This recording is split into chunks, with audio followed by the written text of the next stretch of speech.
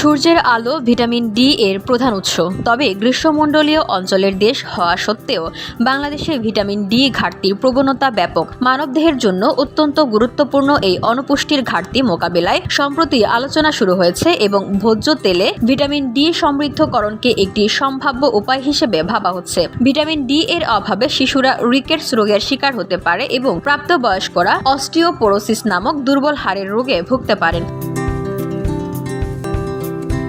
Vitamin D এর অভাবে মাতৃত্বজনিত জটিলতা যেমন প্রি এক্লাম্পসিয়া, নবজাতকের জটিলতা যেমন নবজাতকের হাইপোক্যালাসমিয়া জনিত খিঁচুনি যেমন হতে পারে, তেমনি দীর্ঘমেয়াদী অসংক্রামক রোগ যেমন হৃদরোগ, ডায়াবেটিস, উচ্চ রক্তচাপ, এমনকি ক্যান্সারের ঝুঁকিও বাড়তে পারে।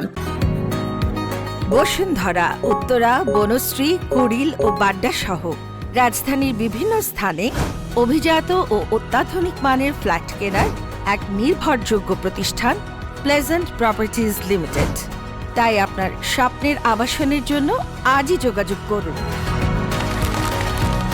Pleasant properties limited, where destiny matches eventually।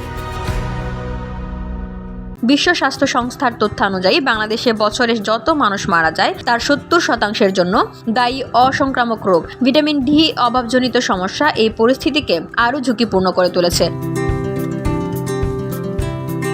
প্রধান সূর্যালোক থেকে ভিটামিন ডি শরীরে তৈরি হলেও প্রাকৃতিক খাবার থেকেও এই ভিটামিনের চাহিদা আংশিক পূরণ করা যায়। এসব খাবারের মধ্যে রয়েছে দুধ ও দুগ্ধজাত পণ্য, ডিমের কুসুম, তৈলাক্ত মাছ, লাল মাংস, কলিজা, মাশরুম ইত্যাদি। ঐতিহ্যগতভাবে বাংলাদেশের মানুষ এই সমস্ত খাবার কম খায়, ভাত এবং অন্যান্য শর্করা জাতীয় খাবার বেশি খেয়ে থাকেন। অধিকাংশ মানুষ এখনো জানেন না দিনের কোন সময়ে, কত সময় এবং কিভাবে সূর্যের আলোতে কাটাতে হবে। আবার বায়ু দূষণ বেড়ে যাওয়ায় সূর্যালোক থেকে ভিটামিন ডি তৈরি করার সুযোগ কমে গেছে। বিনামূল্যে এই প্রাকৃতিক উৎস থেকে ভিটামিন ডি পেতে হলে জনসচেতনতা গুরুত্বপূর্ণ, যা একটি দীর্ঘমেয়াদী প্রক্রিয়া। ভিটামিন ডি অভাবজনিত সমস্যা শুধু বাংলাদেশে রয়েছে এমন নয়, এটি একটি বৈশ্বিক সমস্যা।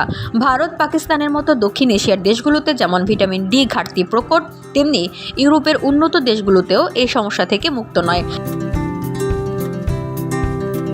ভিটামিন ডি ঘাটতি প্রতিরোধে যেসব কার্যক্রম পরিচালনা করা যায় তার মধ্যে রয়েছে সূর্যের আলোর সংস্পর্শে আসার গুরুত্ব সম্পর্কে জনসচেতনতা তৈরিতে প্রচারণা চালানো, ভিটামিন ডি সমৃদ্ধ খাবার গ্রহণে উৎসাহিত করা এবং এসব খাবার সহজলভ্য করা, নারী ও বয়স্কদের জন্য বিনামূল্যে ভিটামিন ডি সাপ্লিমেন্ট সরবরাহ করা।